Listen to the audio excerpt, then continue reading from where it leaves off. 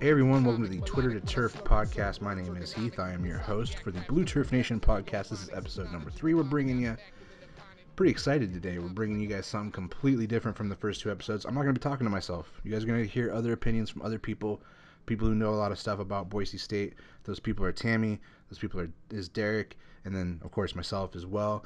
We're pretty excited. This is the first time we've been able to put together something where we have all 3 of us together, talking football, talking basketball, talking Custra, just Boise State news, kind of where we're all at, just give you guys kind of the insight to what's happening around the fans.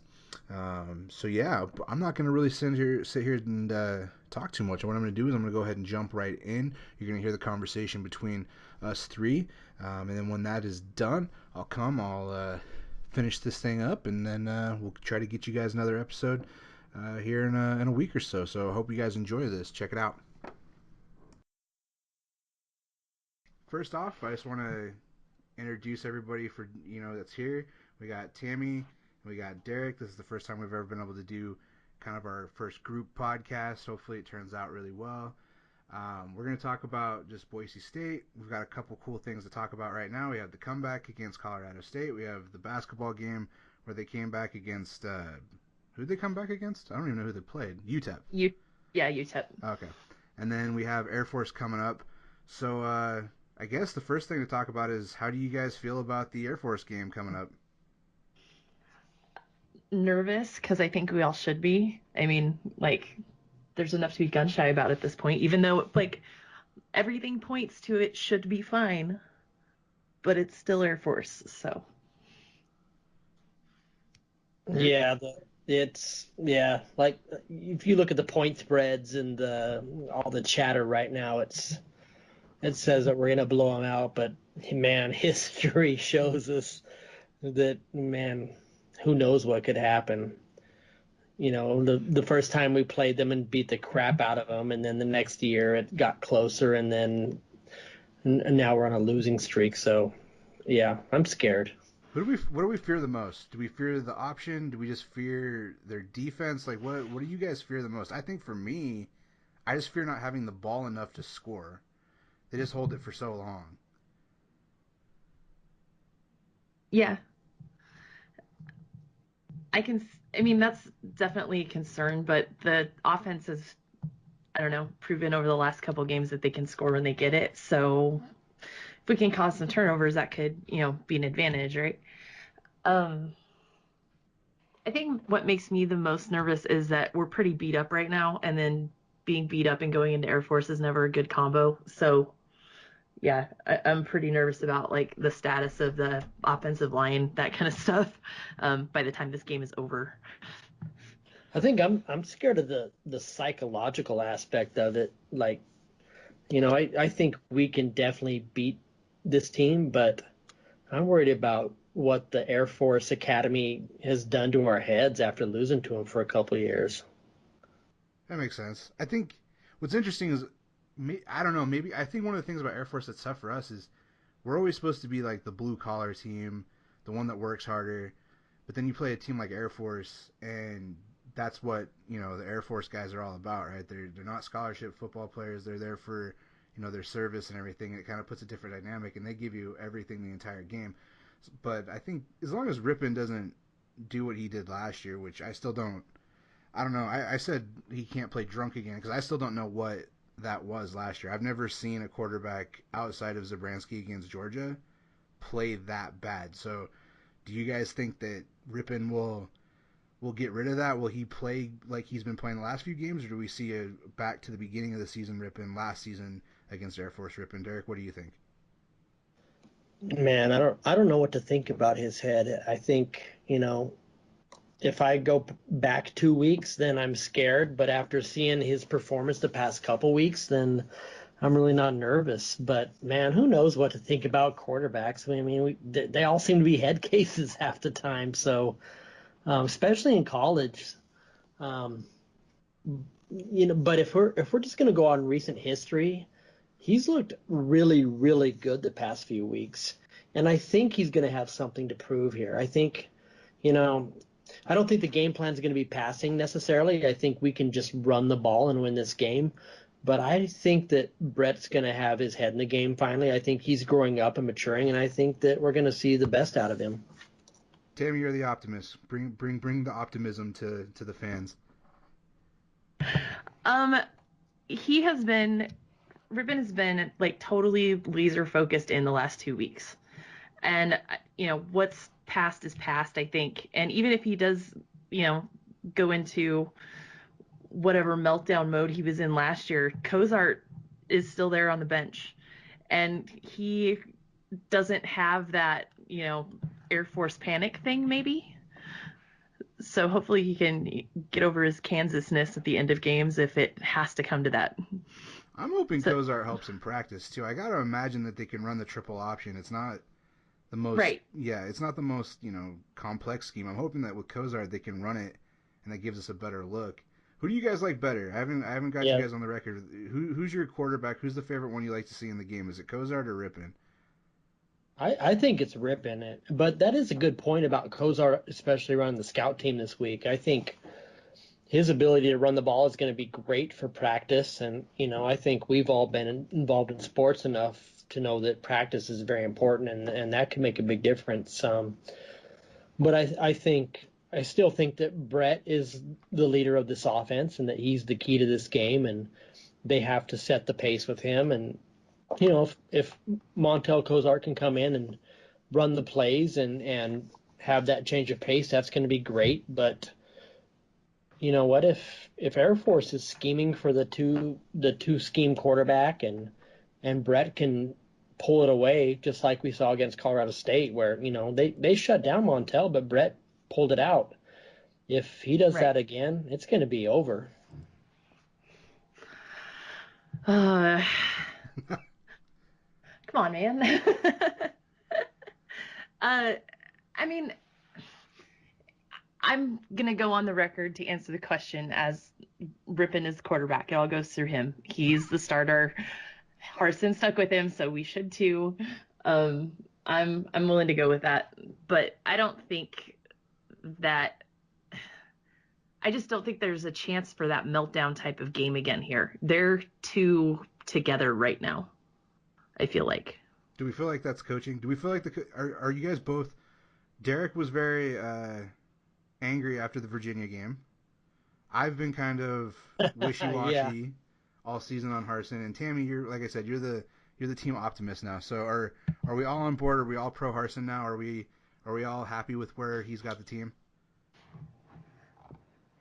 I'm good. I mean, I know there's been some news of some people leaving the team, etc. And that kind of, I don't know.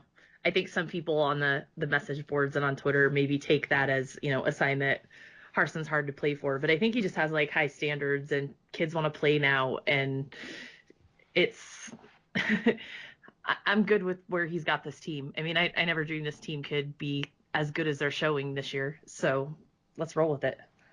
Derek, have you come to terms with the Virginia loss? Have you gotten over it? No. I'm not going to let that go. But I don't know what to think about Harsin as a leader. I've been there before with leaders that I don't buy into, but are still great people, and I think that's where this team is. I think Harsin's probably a great leader, but I think there's a lot of players that don't buy into what he's saying. But man, if you look at the passion that he showed in that last game, that alone might get the team to buy into it. So, and I think that with the past against Air Force, this could be a big game. I mean, if this team bought into him after that Colorado State game, and they really buy into it now with what we've shown against Air Force the past few years, this could be a blowout. Yeah, no, that's true. And I would like to see more of Harsin in the stands. Harsin, I think the thing about him that it is different. He comes from he played for Cutter, right? Yeah. Yeah, so he was a Cutter guy. So I I don't know, maybe he's got a little bit of that Cutter gruffness in him, but I'd like to see more personality out of him. I think, I don't know, you root for the Boise guy, but I'm with you. I'm with Derek at least. I don't know if people buy into him, the head coach. You hear stories about stuff and you don't know what to believe, but I'm with you guys. I'm happy with where he's got him right now. Top 25 for the first time this season, at least for the college football playoff rankings, and considering what the team looked like at the beginning of the season, the offensive line, and just how horrible the offense looked in general. Madison didn't even look like a running back. I mean, it wasn't good for him to have turned it around with this group. Got to give him props for that. We can switch gears real quick. Did you guys both get to watch the basketball game? Yes. I did not. I was working, but I followed on Twitter. And speaking of personality, did you see the leg kick from Leon Rice Yes. on that Chandler Hutchison shot? That was awesome. Rice might be the most personable coach we've ever, at least in my lifetime, that I can remember having at Boise State. Hawkins was kind of, he was weird and personable, but Rice seems like the guy that everybody wants to hang out with. Yeah, just watching that clip and seeing his leg kick up in the air when Chandler shot that shot, that was awesome. I mean, you get the feeling right now that this team, I don't want to say a team of destiny or anything, but I have a feeling that this is a really, really good team. And when I saw them falling behind late, I was like, nah, not again. But then they come back and they win like that, and then you see the Leon Rice leg kick. That was awesome. That's going to be the rip and twerking gif for the rest of the season, is the Rice leg kick. But no, I agree. Tammy, what did you think of the game? You got to watch it. I got to watch most of it. I'll say this. I thought the one thing that separated this team from any basketball team that I've seen under Rice is that they won with defense, which normally it's either we're shooting threes and hitting them and winning, or we aren't hitting threes and we're losing. So what did you think of the game? I am extremely pleased with where they're at right now. This team, I think you're right. They're going to be special. We'll put it that way. They're a more complete team than we've seen from Boise State in a few years. Hey, we have post players. There's big guys down there now. And I think Chandler has really, even though he wasn't super effective scoring wise for most of the game today,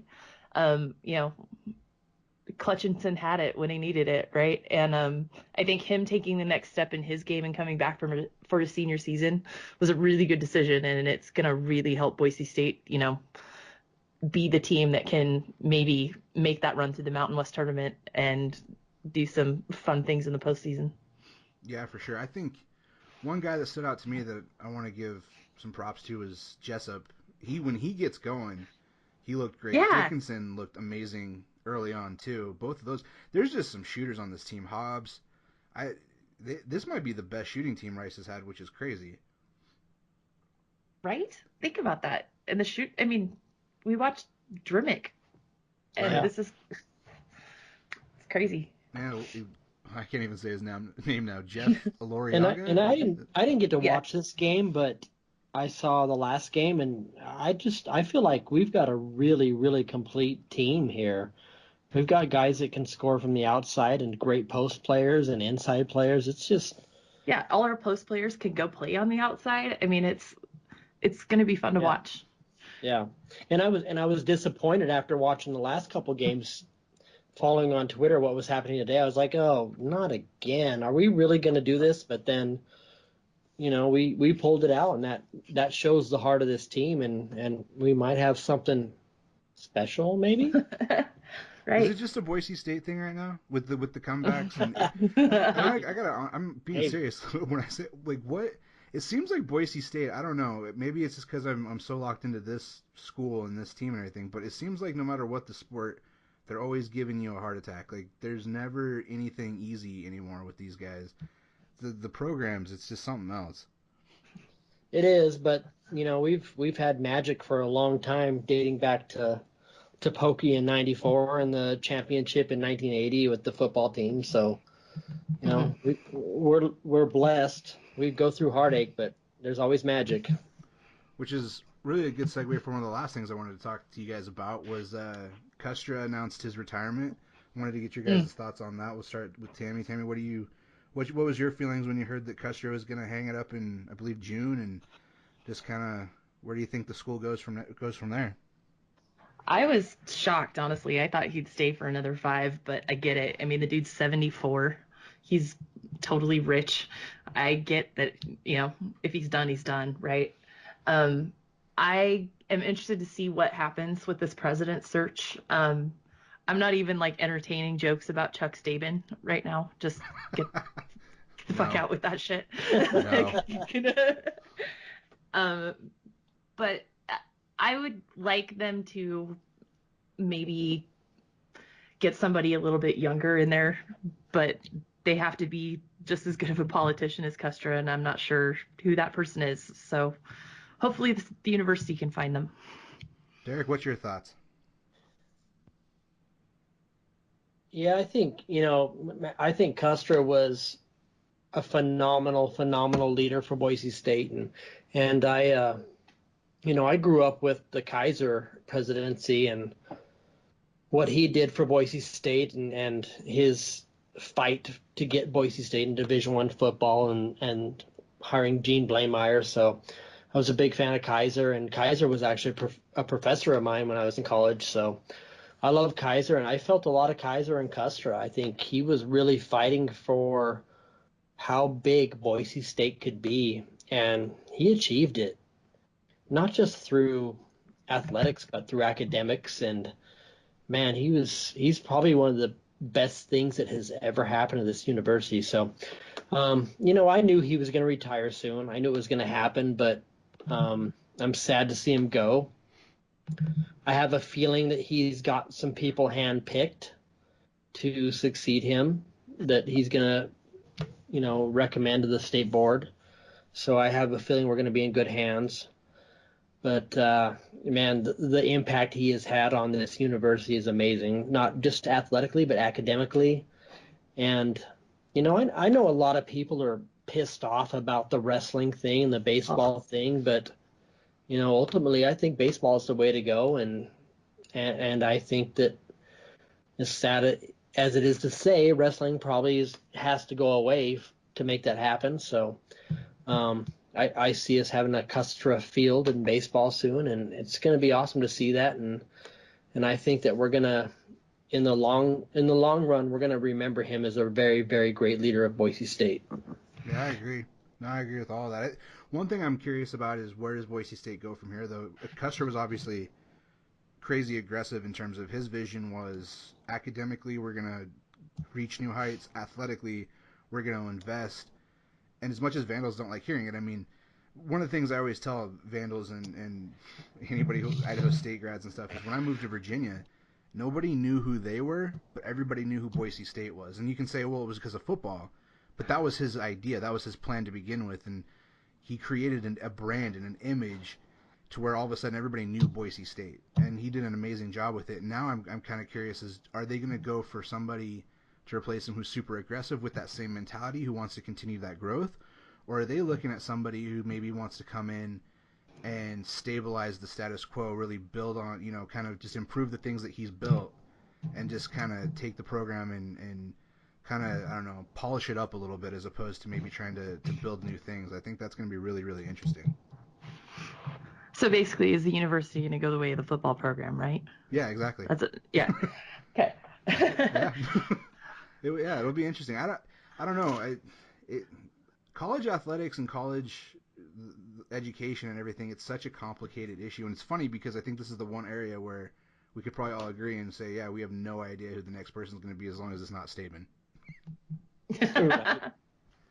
Maybe. I think that it's going to go.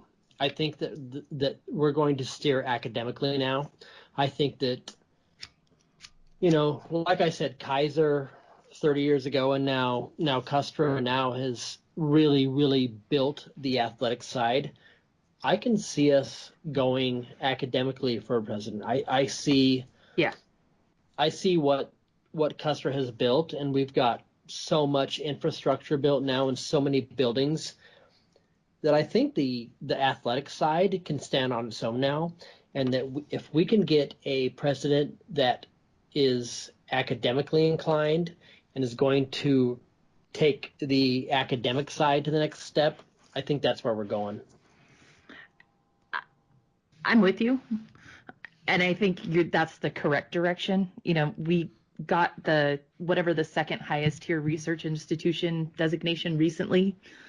And that's the next hump we have to get over to get into a higher profile conference, right? Yeah. Yeah, it's one of the things that nobody talks. A lot of people don't believe that academics play a role, but I'm firmly behind that. I think, yeah, we've got to improve academically, or it's just not going to happen. The other thing is there needs to be a lot more money, and I'm not sure where that's going to come from. I mean, that needs to be something that's worked on for a long time. I mean, we're the big schools in California, the Pac-12, right? They're rolling $700 million endowments. We're not even close. Yeah, the money thing's a whole different conversation. I mean, we've talked about that and bitched about how they don't even care about the three of us as donors, even though we're huge Boise State fans. So, right. I think that's the big question. The endowment is gonna, that's like 50 years away to get to where Pac schools are. So, at least. But I think it'll take 25 to get the next research designation. So, yeah. But that's where some additional focus needs to be, I would say. Yeah. Are you both okay with this? Actually, this came up on my Twitter for some reason this week. It became brought up again. I don't know why.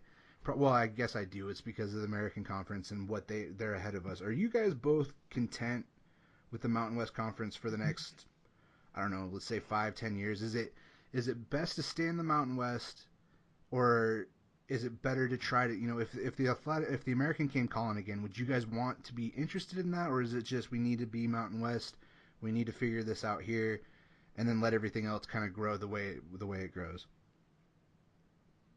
I think Mountain West is probably the best. As much as we want to think that a great super conference is the way to go, I don't think that the way that TV distribution is going, that's not going to matter anymore. I mean, how many of us stream things more than watching on TV now? So it doesn't really matter where you're living anymore. So right. I think this conference is a good fit for us. I don't think we need a super conference.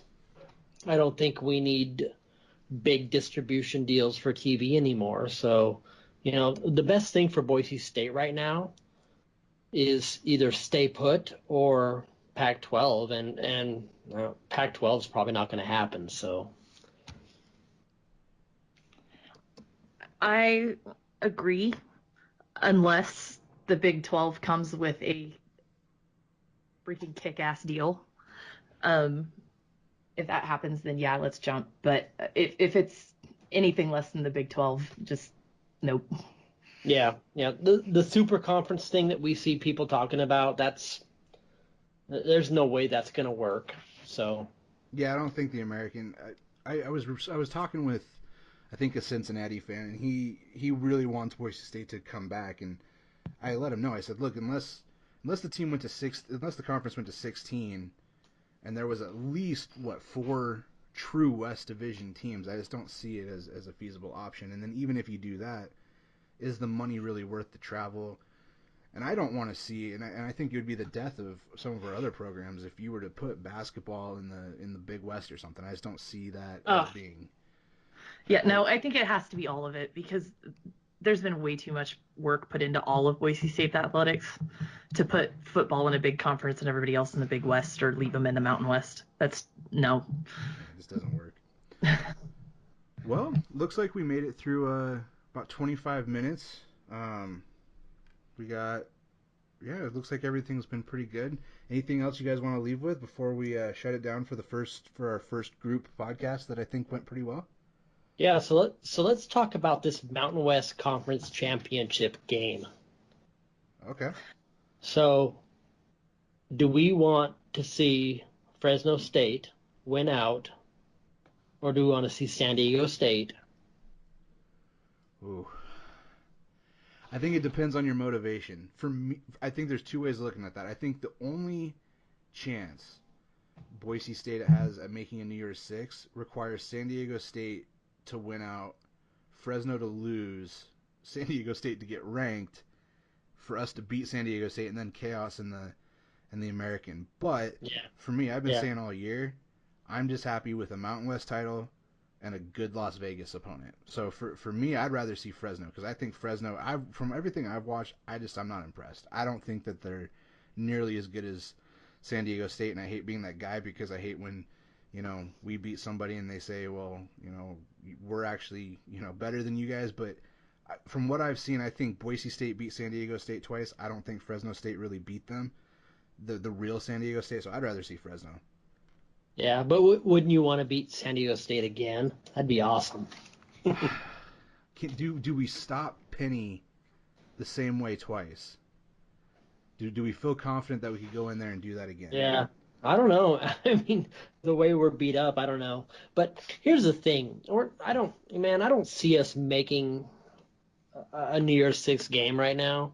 It would take chaos. So whatever it takes to win the Mountain West Conference Championship is probably the best ideal situation for us. So, if that's beating Fresno, that's cool. But man, would I love to beat San Diego State again.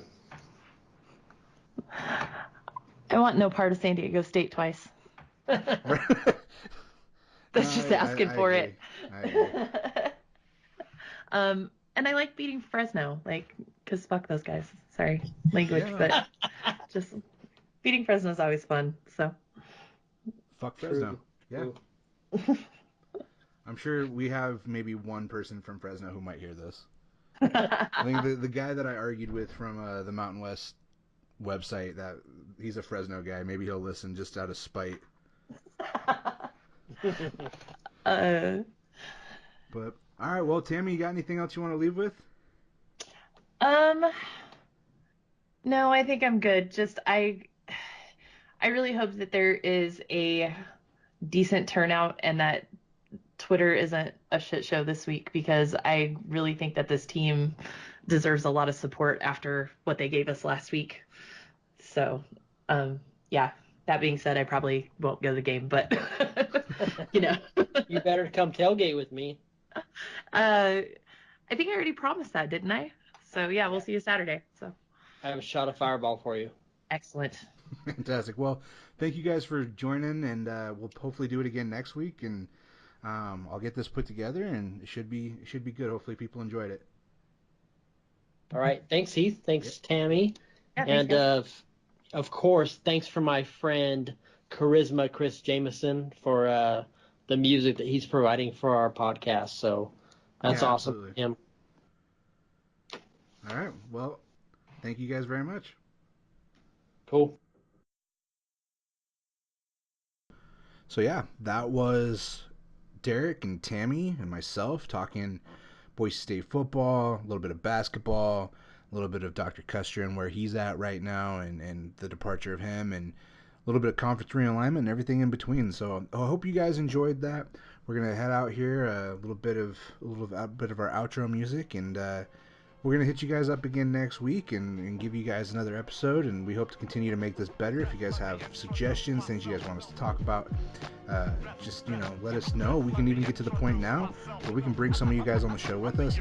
I think it's going to continue to get much better. It's going to continue to just continue to grow, really, and it's something that we're really excited about. So we want to thank you guys for listening. We want to thank for the people who have helped contribute to the show, and we're just going to keep making it better. This has been the Twitter to Turf podcast.